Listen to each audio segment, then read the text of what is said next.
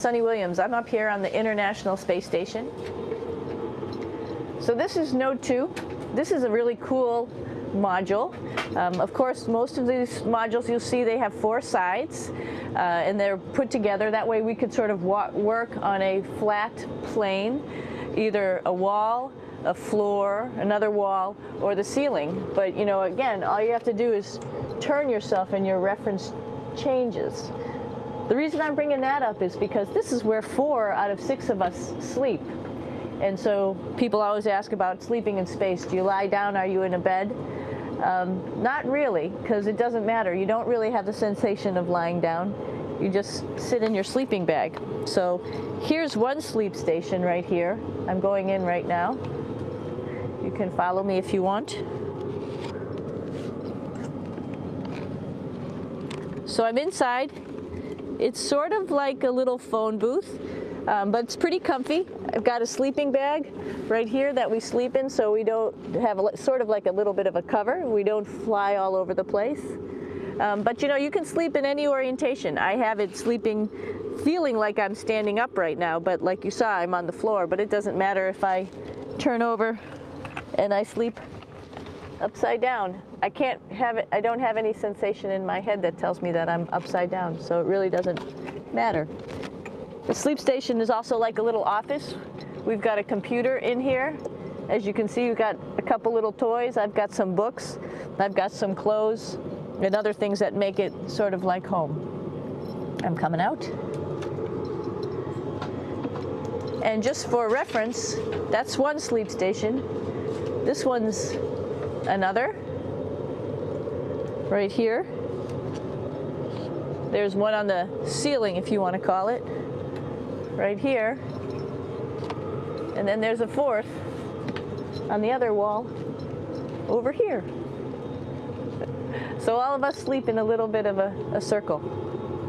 All right, come on back. There's more to show you.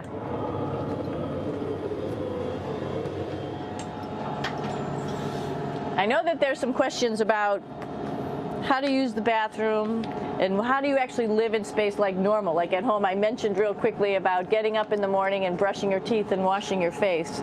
Well, how do you do that? Well, here is the bathroom, essentially. You get up in the morning and we have a little kit, and it has all the essential things that you need, like your toothbrush and toothpaste and brush. See how much better the brush makes my hair look?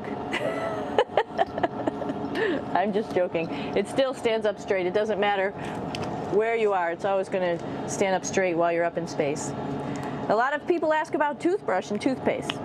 So, luckily enough, toothpaste, you can do it upside right this way, is sticky, and so it sticks to your toothbrush. No problem.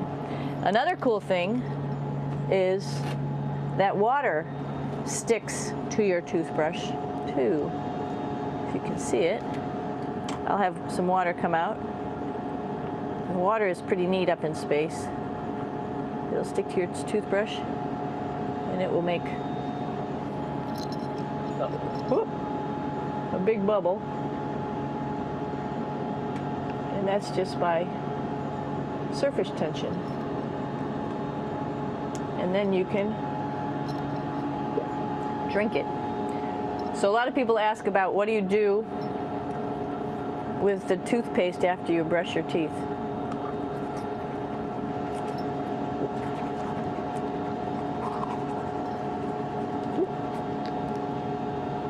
Two options.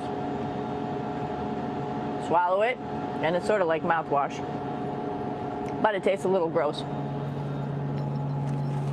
Or you can just spit it out in a paper towel, and then you don't have to worry about it. Swallowing thing I wouldn't recommend at home. I'm only up here for 4 months, so it's not that bad. One of the most pressing questions about living in space, of course, is the bathroom. So let's take a look at that little piece of work. Come on in.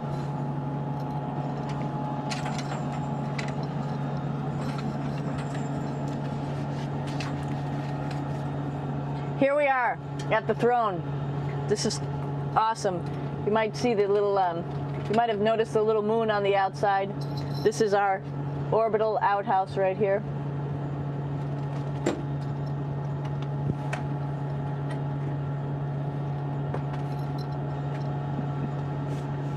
And of course, it serves for two functions.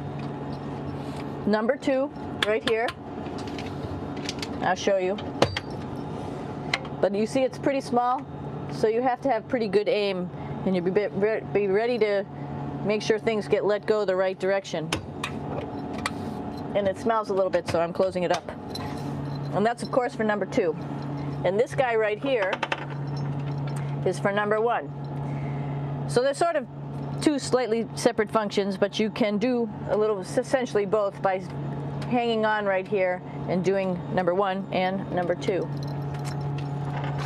I might add it's color coded, so you really don't get it mixed up, which is nice. This is yellows for number one. And also there's a selection of paper.